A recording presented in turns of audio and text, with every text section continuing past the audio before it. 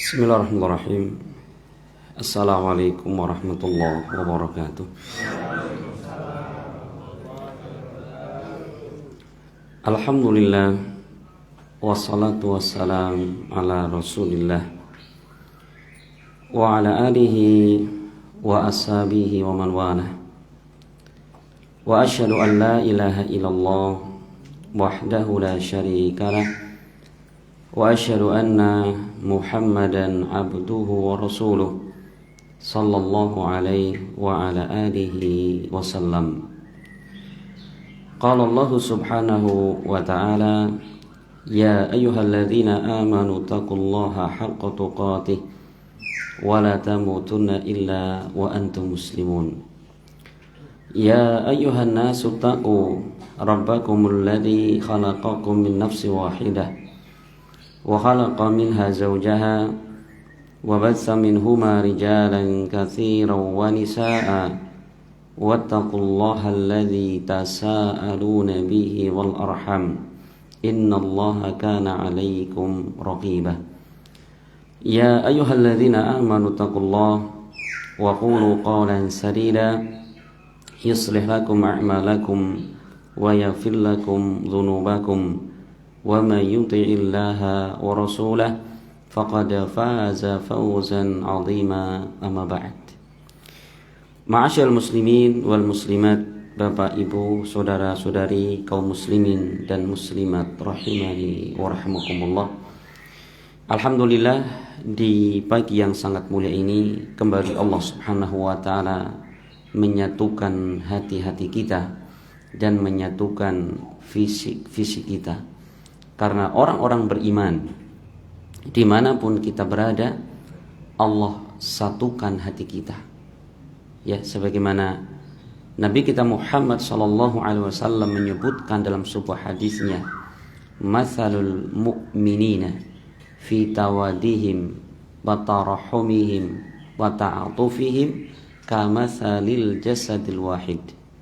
Idza ishtaka minhu 'udwun ishtaka sairul jasad bil huma was sahar." Kata Rasul, permisalan satu orang mukmin dengan mukmin yang lainnya seperti ibarat satu badan. Satu badan, Pak. Kepala, tangan, kaki, tubuh kita. Yang bagaimana? Idza ishtaka minhu 'udwun. Apabila salah satu anggota tubuh kita merasakan sakit, ya, maka tubuh yang lainnya akan merasakan demam dan sepanjang malam begadang tidak bisa tidur. Tanpa dikomando, tanpa disuruh, otomatis. Masya Allah, ya. Maka orang-orang beriman dimanapun kita berada, maka hati kita ini terus dikumpulkan oleh Allah Subhanahu wa ta'ala di dalam kita saling memperhatikan, di dalam kita saling menginginkan untuk muslim yang lainnya, ya, dan di dalam kita saling mencintai dan bersikap lembut kepada sesama muslim. Dan sifat-sifat seperti ini, Bapak sekalian, ini sudah Allah Subhanahu wa ta'ala terangkan di dalam kitab Taurat dan kitab Injil. Jadi sebelum Rasul ada, sebelum para sahabat Nabi itu ada, Allah menjelaskan sifat-sifat mereka ini di dalam kitab Taurat dan kitab Injil.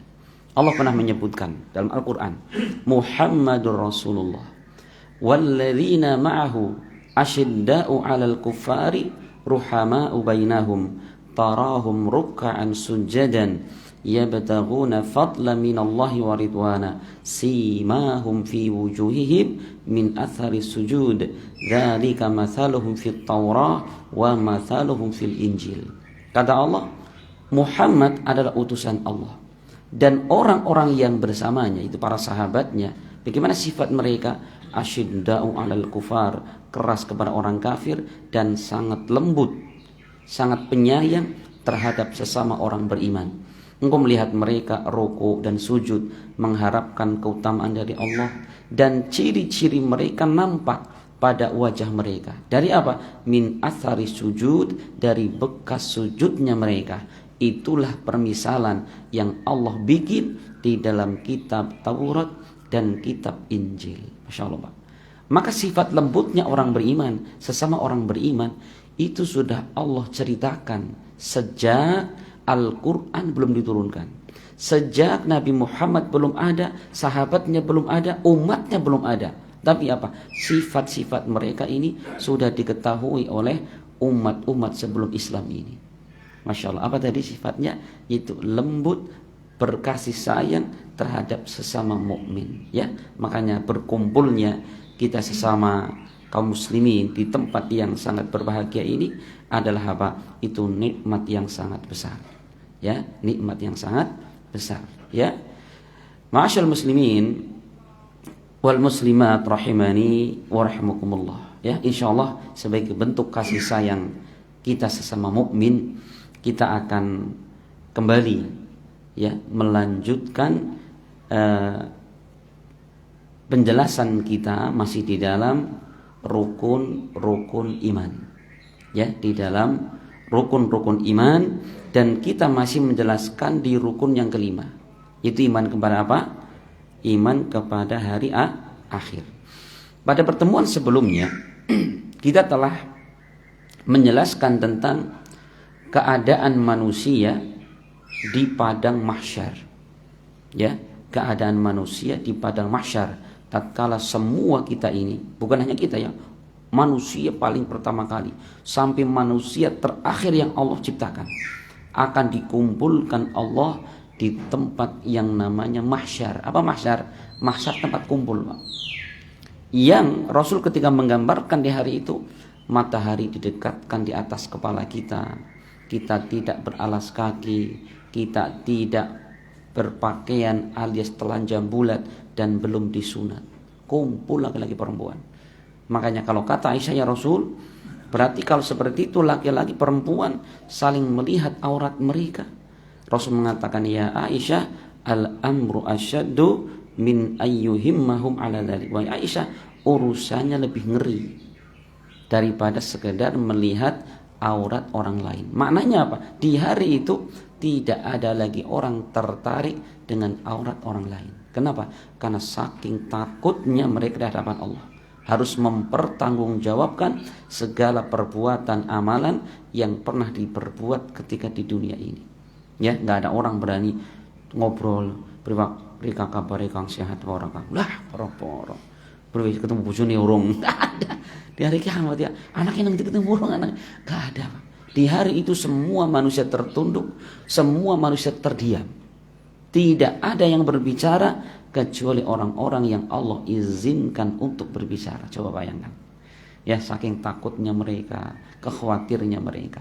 Nah, kemudian teman sekalian, setelah manusia dikumpulkan di padang mahsyar, maka kejadian berikutnya yaitu amalan-amalan akan ditimbang.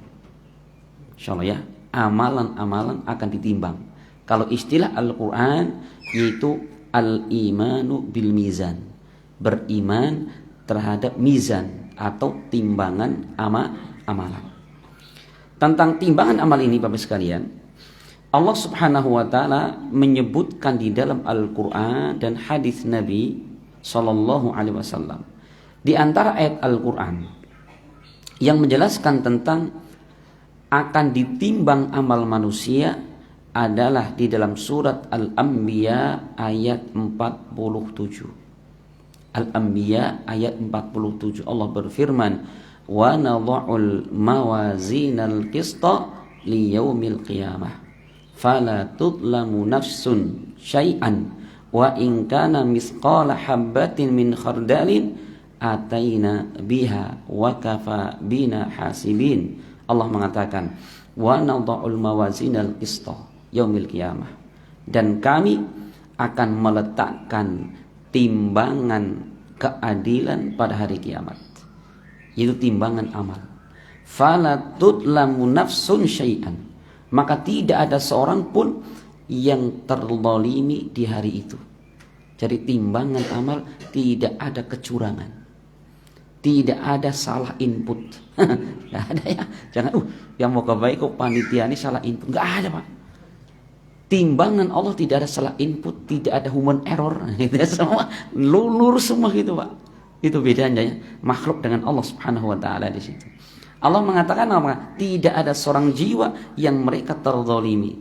Wa in kana misqala habbatin min khardalin, andaikan ada seorang berbuat kebaikan sebesar biji yang paling kecil sekalipun, ataina biha, kami akan mendatangkan itu pada hari kiamat. Ya, insyaallah sekalian. Maka di hari itu subhanallah, ya, manusia betul-betul dia akan memanen apa yang pernah mereka perbuat ketika di dunia ini. Akan ditimbang semua, sekecil apapun. Baik itu ucapan, keyakinan kita, perbuatan kita akan ditimbang antara kebaikan dengan keburukannya. Maka manusia-manusia yang timbangan kebaikannya lebih berat, apa kata Allah di dalam surat Al-A'raf ayat ke-8, wal waznu yawma idzinil haq faman thaqulat mawazinuh faulaika humul muflihun. Dan timbangan amal di hari itu al-haq, betul-betul ada, kata Allah. Coba, Allah yang mengatakan betul-betul ada. Maka barang siapa yang timbangan kebaikannya lebih berat, mereka adalah orang yang beruntung. Ya, tapi sebaliknya, waman khaffat mawazinuh, kata Allah, dan siapa yang timbangan kebaikannya lebih ringan, faulaika alladzina khasiru anfusahum, maka mereka adalah orang yang rugi pada diri mereka sendiri. Mereka orang yang rugi pada diri mereka sendiri. Kenapa dikatakan rugi? Mereka punya badan tapi tidak bermanfaat untuk dia di hari kiamat. Dia punya harta, namun hartanya tidak bermanfaat untuk dirinya. Dia punya keluarga, namun keluarga ini tidak bermanfaat untuk dirinya. Perhatikan Pak, orang yang keburukannya lebih banyak, itu kata Allah, mereka adalah orang yang rugi pada diri mereka sendiri. Perhatikan ya, Masya Allah ini Pak. Jadi ketika kita sedang ditimbang amalannya teman-teman sekalian, maka seseorang lupa terhadap orang lain. Di kesempatan itu tidak ada orang yang ingat kepada siapapun.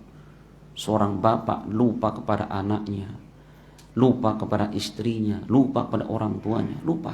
Sebagaimana hal ini diterangkan Nabi Shallallahu Alaihi Wasallam dalam hadis diriwayatkan Abu Dawud. Rasul mengatakan, amma fi thalathati mawatin fala yadhkuru ahadun ahadan.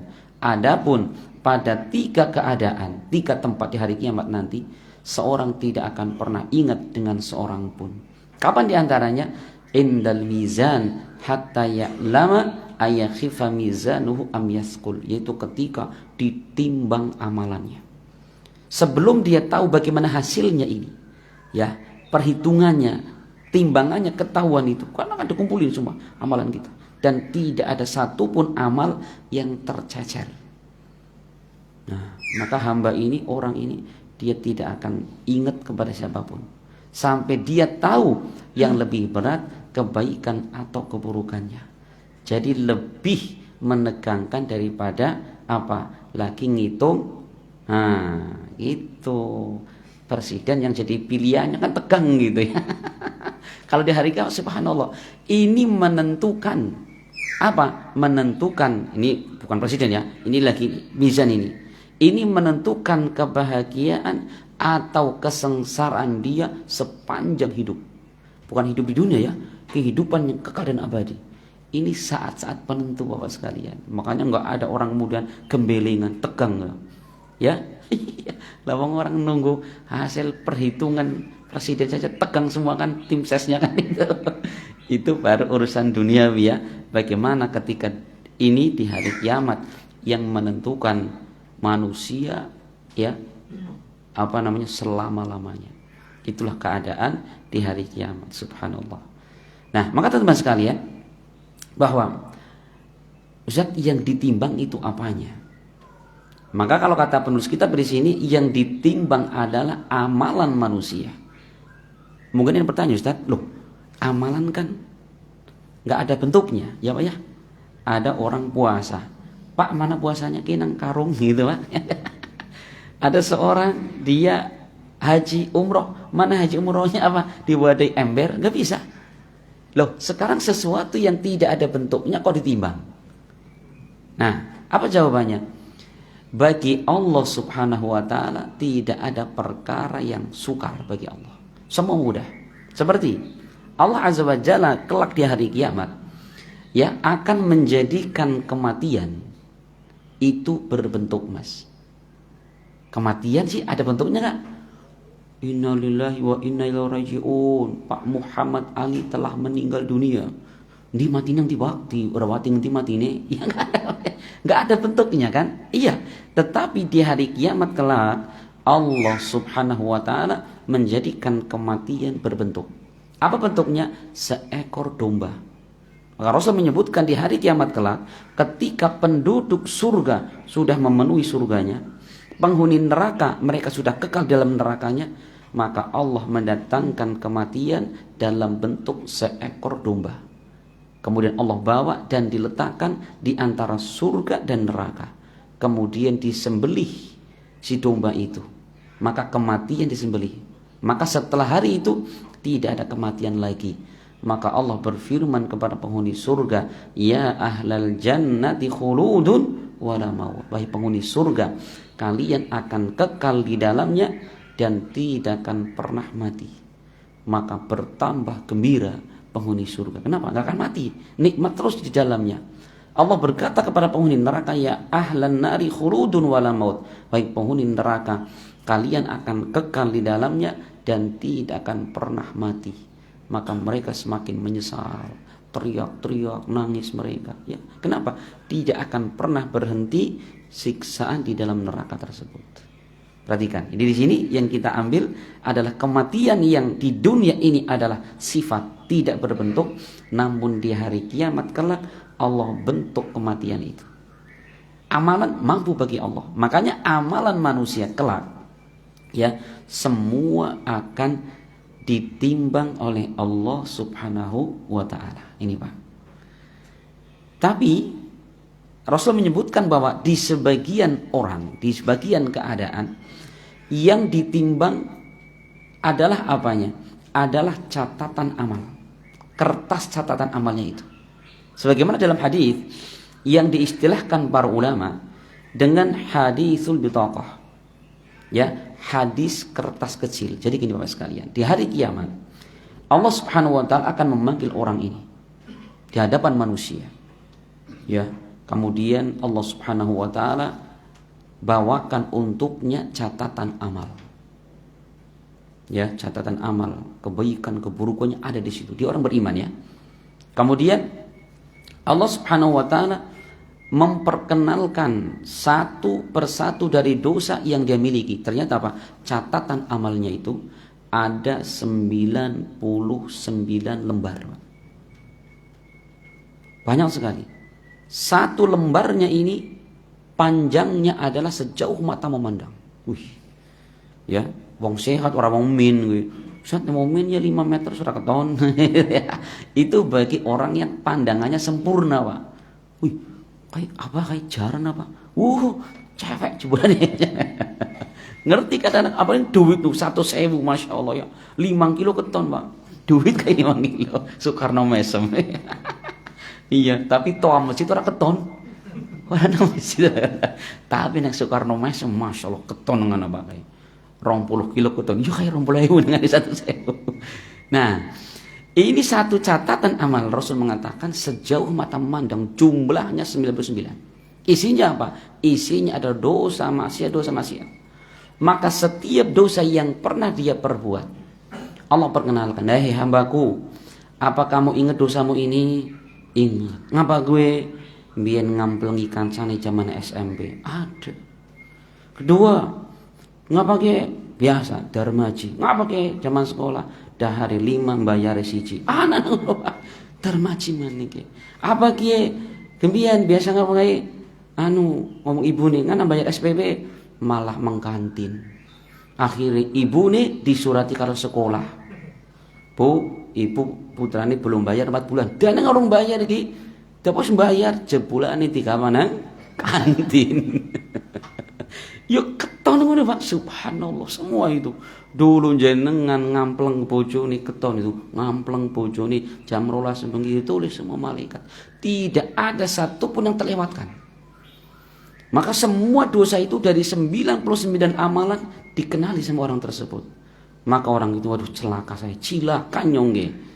Ya, maka Allah berkata kepada orang tadi, hal laka hudrun au hasanah, apakah kamu punya alasan atau kamu punya kebaikan yang bisa menggugurkan dosa ini? Enggak ada ya Allah, terlalu besar dosa yang berbuat ini. Perhatikan ya, maka Allah mengatakan innaka la tudlamul yaum, engkau tidak terzalimi di hari ini. Kemudian apa? Allah subhanahu wa ta'ala mendatangkan kertas kecil mas. Kecil kertas, isinya cuman apa? Isinya kalau bahasa kita tok ini, cuman asyhadu an la ilaha illallah wa asyhadu anna muhammadan rasulullah, cuman itu Pak. Maka orang ini seakan-akan meremehkan kertas ini. Orang ini mengatakan, ya Allah, ma hadhil bitaqah, ma hadhi sijilat, ya Allah, apa bandingannya kertas kecil ini dengan catatan amal yang sangat banyak.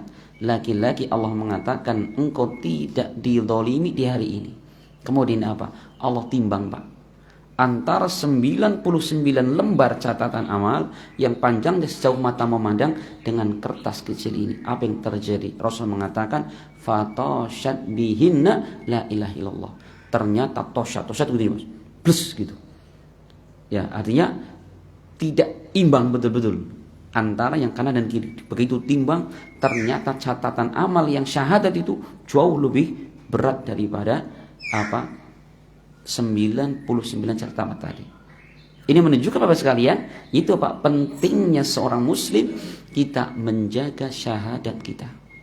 Ya, jangan pernah kita batalkan ucapan syahadat kita. Jangan pernah kita tanggalkan keislaman kita. Ya, karena keislaman yang ada dalam diri kita ini adalah sebab diampunkan dosa-dosa. Maka orang tadi kemudian Allah ampunkan dosa-dosanya dan masuk dalam surga. Makanya saya ingatkan di sini pentingnya kita menjaga tauhid. Ya, jangan pernah kemudian kita melakukan perbuatan-perbuatan yang bisa membatalkan tauhid. Ustaz, apa ana sih perbuatan amalan yang bisa apa menggugurkan tauhid? Ada Bapak sekalian. Apa di antaranya? Di antaranya adalah syirik kepada Allah Subhanahu wa taala. Menyekutukan Allah dalam ibadah.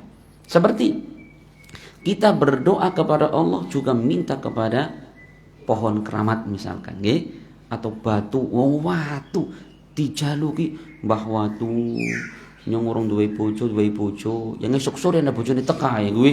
Ya ora bisa. Mbah watu dijaluki Pak. Lho kan? Astagfirullah. Itu termasuk syirik kepada Allah. Dan orang yang berbuat syirik kepada Allah Subhanahu wa taala, apa kata Allah? Kata Rasul mengatakan, ya, barang siapa wa may yusyrik billah, barang siapa berbuat syirik kepada Allah, faqad harramallahu alaihi jannah wa ma'wahun nar, maka tempat tinggalnya adalah neraka. Ya, Allah haramkan untuknya surga dan tempat tinggalnya adalah di dalam neraka. Nauzubillah. Makanya hati-hati syirik kepada Allah. Kemudian yang kedua di antara pembatal syahadat adalah apa? Melakukan sihir dan perdukunan. Insyaallah ya, Allah mengatakan wa ma kafara Sulaimanu walakinna syayatina kafaru yu'allimuna an-nasa sihra. Bukan yang kafir Nabi Sulaiman, tapi yang kafir adalah setan. Kenapa? Mengajarkan sihir kepada umat manusia. Ya, perhatikan, setan kafir kepada Allah. Kenapa? Mengajarkan sihir kepada manusia. Makanya Rasul pernah mengatakan, hati-hati ya, jangan pengen sesuatu usahanya lancar teka mengdukun misalnya ya. Rasul mengatakan man ata arrafan au kahinan fasaddaqahu faqad kafara bima unzila ala Muhammad. Siapa yang mendatangi dukun atau tukang ramal dan dia membenarkan ucapannya, dia telah ingkar, telah kufur kepada apa yang diturunkan kepada Nabi Muhammad SAW. Hati-hati Pak.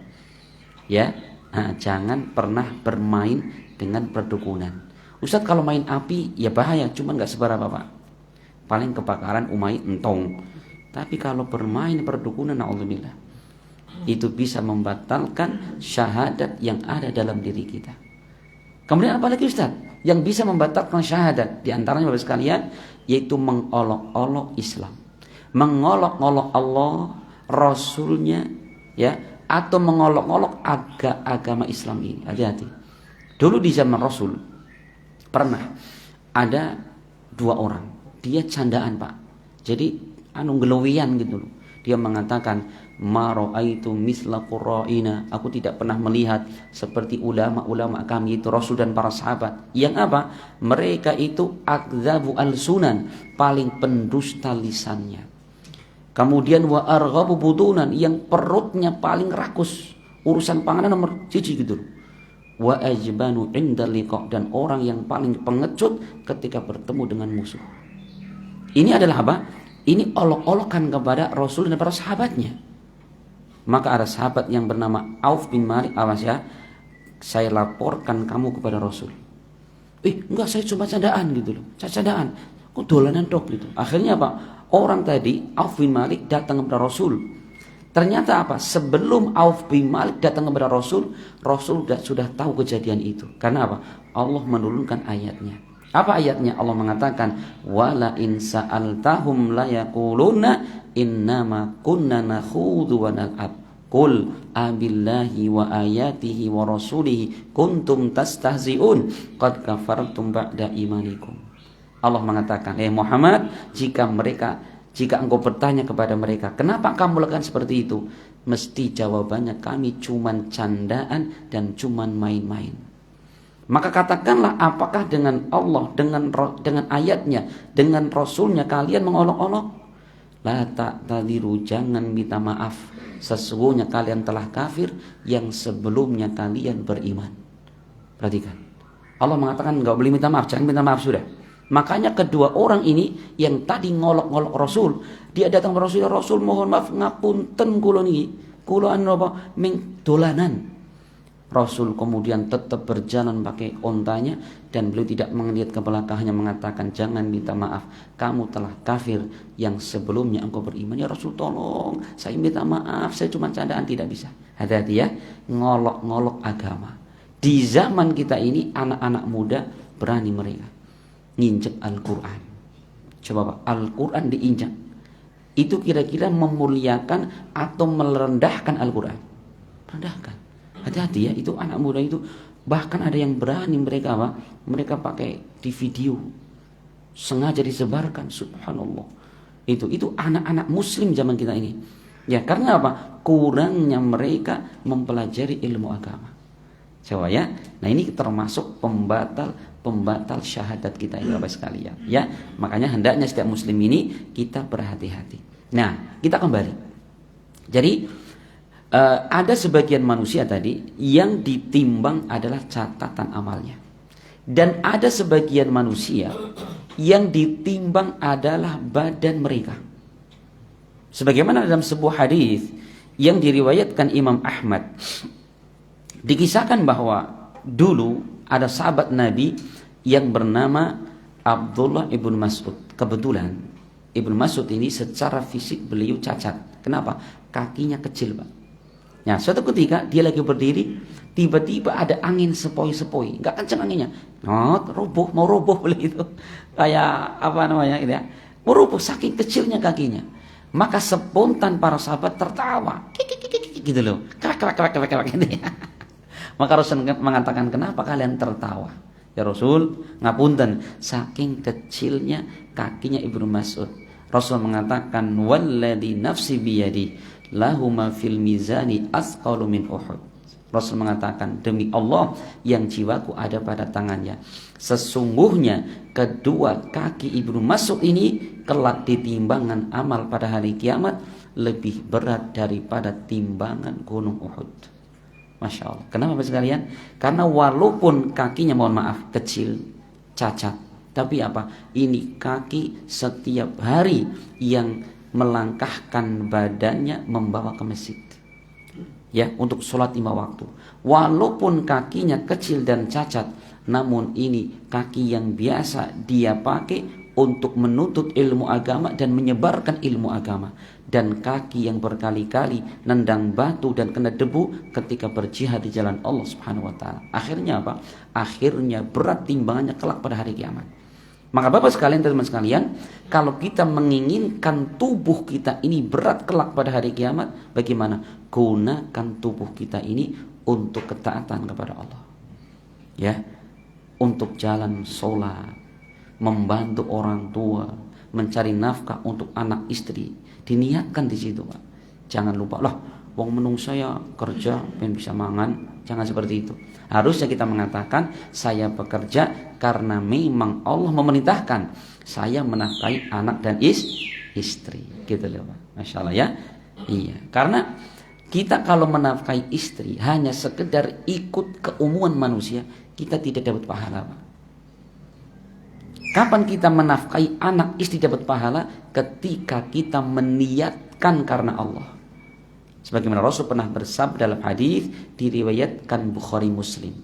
Beliau mengatakan, innaka lan tunfiqa nafaqatan tabtaghi biha wajhallah illa ujirta 'alaiha hatta ma taj'alu fi imra'atik.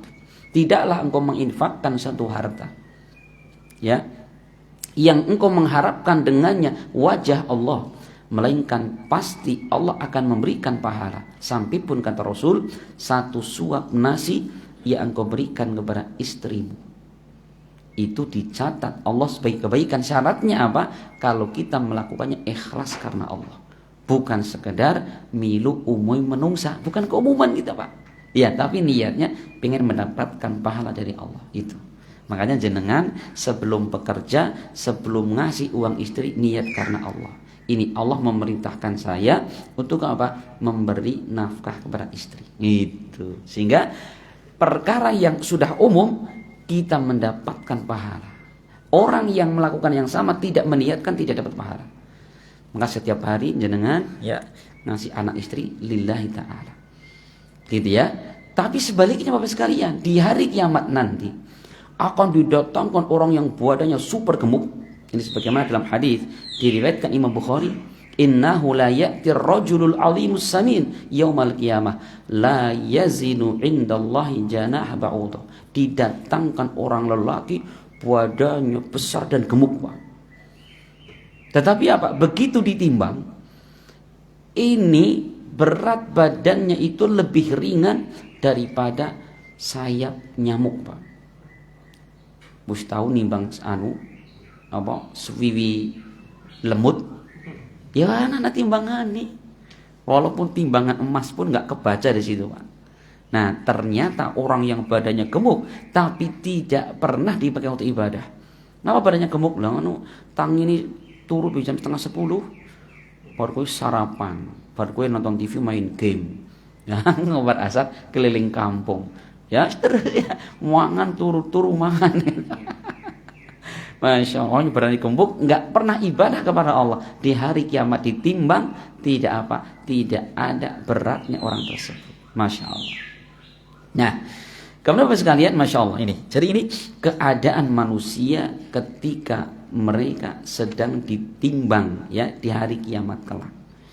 Kemudian Bapak sekalian bahwa di hari timbangan itu, Masya Allah ya, di hari timbangan itu, maka orang yang paling beruntung adalah orang yang timbangan kebaikannya lebih berat.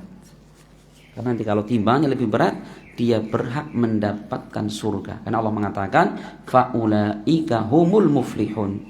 Maka mereka adalah orang yang beruntung. Tapi kalau timbangan kebaikannya lebih ringan dari keburukannya, maka mereka adalah orang yang merugi. Di mana orang merugi tempatnya? Neraka.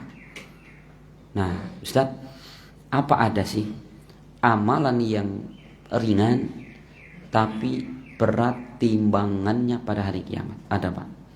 Apa diantaranya? Satu, yaitu zikir berupa ya yang Rasul menyebutkan zikir yang sangat ringan, yaitu subhanallahi wa bihamdi subhanallahil azim. Rasul mengatakan kalimatani habibatani ila rahman khafifatani ala lisan thaqilatani fil mizan. Ada dua kalimat Ya, yang sangat dicintai Allah Ar-Rahman, sangat ringan dalam lisan untuk mengucapkan dan sangat berat pada timbangan amal. Yaitu apa? Subhanallahi wa bihamdi subhanallahil azim. Apal? Subhanallahi wa bihamdi subhanallahil azim. Ustaz, itu dibaca berapa kali? Sekuatin jenengan. Nggih, lagi mangat lemari semen subhanallah wa bihamdi subhanal azim angsal mawon. Nggih? Iya, niku Pak. Terus Ustaz, dibaca kapan? Kapan saja. Kita lagi istirahat, kita baru bangun tidur, kita lagi di jalan, boleh itu. Atau mungkin ibu-ibu senapa lagi masak. Masak ya, berambang subhanallah wa bihamdi subhanallah azim itu Pak. Ya. Lagi ngomong anaknya tinimbang tong tutup blik tutup tong. Gak dapat pahala. Coba kita mengatakan subhanallah wa bihamdi subhanallahil azim. Lagi ngeloni bapak ke ora turu pak ora turu subhanallah. Bisa subhanallah. Ini zikir kapanpun kita ucapkan bisa. Sementing aja lagi sholat Pak ya. Itu sholat Allahu Akbar Al-Fatihah malah subhanallah bihamdi. Lah itu orang pas itu. Ini Pak, ini. Jadi zikir ini yang akan memberatkan timbangan pada hari kiamat.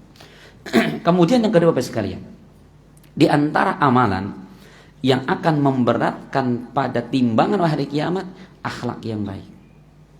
Ya, Rasul pernah mengatakan, "Ma min amalin athqalu fil mizani min husnil khuluq." Rasul mengatakan, tidak ada amalan yang paling berat timbangannya kelak pada timbangan amal pada hari kiamat kecuali akhlak yang baik. Masya Allah, kecuali akhlak yang baik. Akhlak yang baik kata para ulama ini terangkum dalam 3 hal Pak. Akhlak yang baik terangkum pada 3 hal.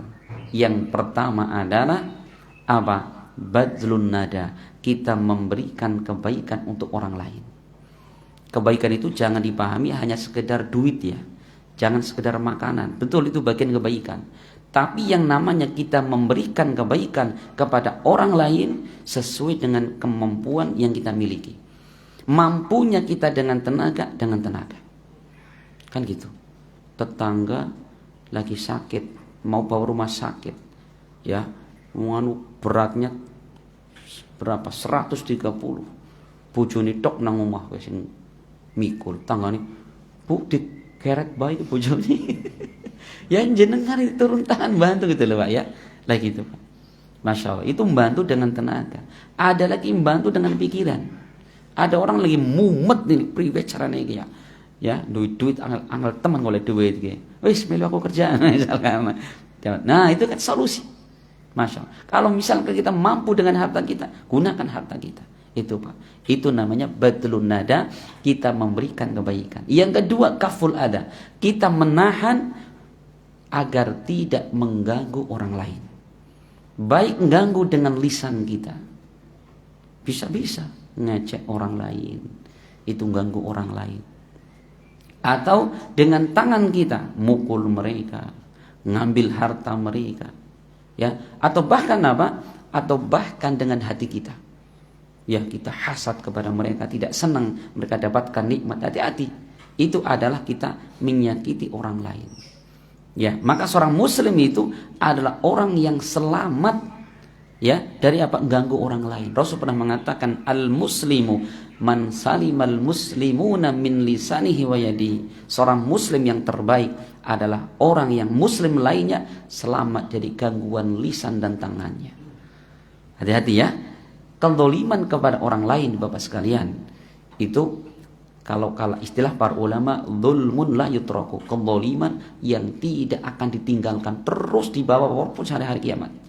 Walaupun nuwun sewu 1.000 rupiah, 1.000 perak yang kita ambil dari saudara kita dengan cara yang zalim, di hari kiamat akan dipertanggungjawabkan. Di hari kiamat enggak ada, yus ben kok nyong juga ninjong sewu ya bayar sewu. Enggak ada uang, Pak. Di hari kiamat uang mau rupiah, mau dolar, mau real enggak berlaku lagi. Terus apa menjadi jaminannya? Menjadi taruhannya? Amal soleh kita, Pak.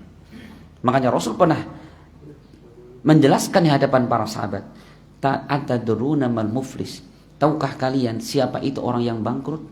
Kata para sahabat, orang yang bangkrut menurut kami wahai Rasul, orang yang tidak punya uang, dia tidak punya barang dagangan.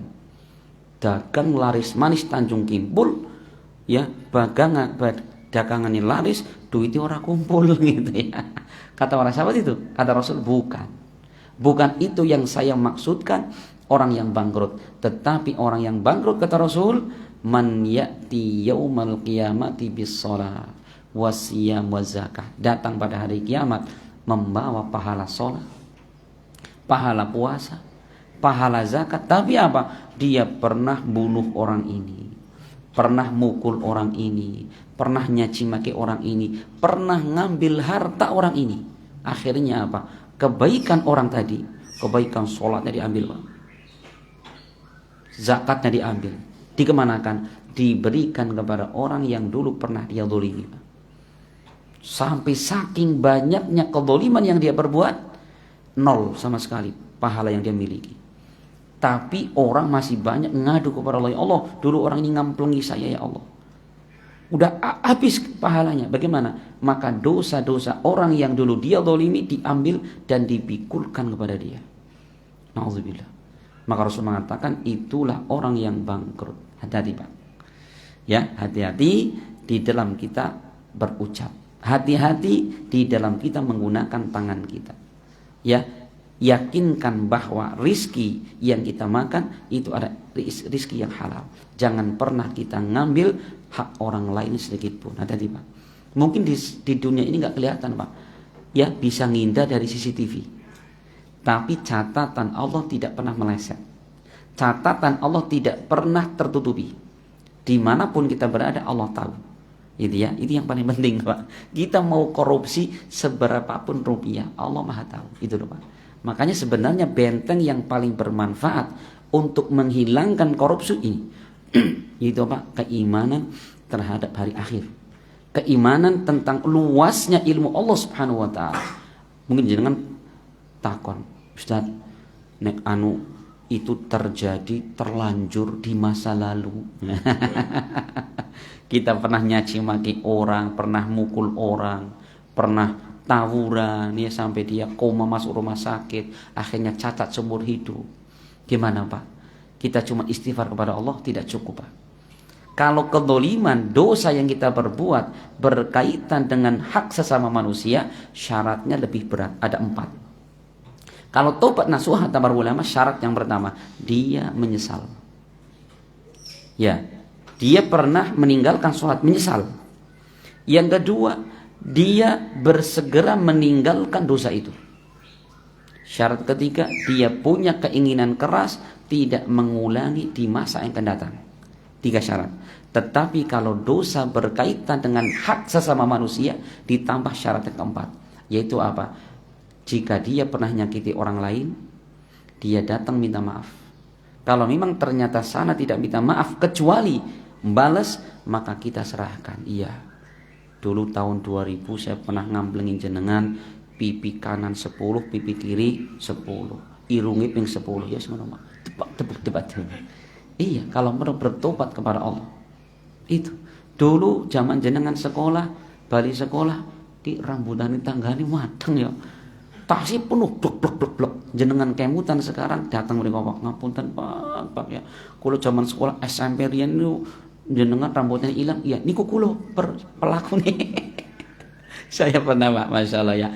Jadi jamaah pengajian saya gitu. Dia jujur, Ustadz saya pernah ngalami hal yang sama itu. Jadi zaman dulu kata dia, di kampung dia ada pendatang itu. Pendatang ternak entok seger-seger banget kata dia. Lah, kuwi nek tongkrongan malam-malam kuwi nyolong entok nih, Pak, dipotong dibakar bareng-bareng. Begitu sudah ngerti ilmunya, nyesel banget, Pak. Datang ke sana. Pak, mohon maaf ya, apa sih? Ini sekarang jadi bos orang ini. Dulu zaman jenengan kan ternak entok. Kok kelingan? Iya. Sering hilang kan iya. Kayak nyong kayak Pak nyolong. Saya kesini mau membayar ganti rugi yang dulu. Enggak. Saya udah relakan, udah masa lalu, udah berlalu. Masya Allah. Ki bang untung ki. Tapi andikan pemilik entok, yos bayar saya ki dengan harga sekarang. Kita wajib bayar, Pak. Itu sebagai taubatnya kita kepada Allah Subhanahu wa taala. Ingat, kalau kezaliman terhadap sesama tidak cukup bertobat kepada Allah saja, tapi harus kita minta maaf atau minta dihalalkan kepada orang yang pernah kita zalimi. Ustadz, bagaimana kalau kita pernah ngerasani wong? Hati-hati Pak, musim pilpres mesti mendina ngomongi wong ya. Nggih, sing paslon nomor 7 ngomongin nomor 8. Kan nomor 8 ABCD gitu. Sing 8 balik gitu Pak. Hati-hati. Lan jenengan pripun? Sekarang minta maaf kepada siapa? Ya. Telepon ngana ya bisa presiden ini bingung akan telepon pada minta maaf. Hati-hati, subhanallah ya. Makanya daripada kita minta maaf, lebih baik jaga ucapan kita. Ya. Nah, jadi teman-teman sekalian, para ulama menyebutkan kalau dosa kita kepada orang lain sifatnya adalah gunjing atau kita menghibai, wajib nggak kita minta maaf kepada yang bersangkutan? Kata para ulama, dilihat dulu. Kalau yang bersangkutan orang yang kita hibai, dia tahu kita menghibai, ya kita datang minta maaf. Ya, dengan harapan dia memaafkan. Tapi kalau ternyata orang yang bersangkutan belum tahu, baik-baik sama kita gitu, kata ulama nggak perlu. Kenapa? Kalau kita ngomong, Mas ngapura ya, selama ini nyungli ngomong jenengan terus. Berarti kowe ya malah jadi musuh baru, ya kan?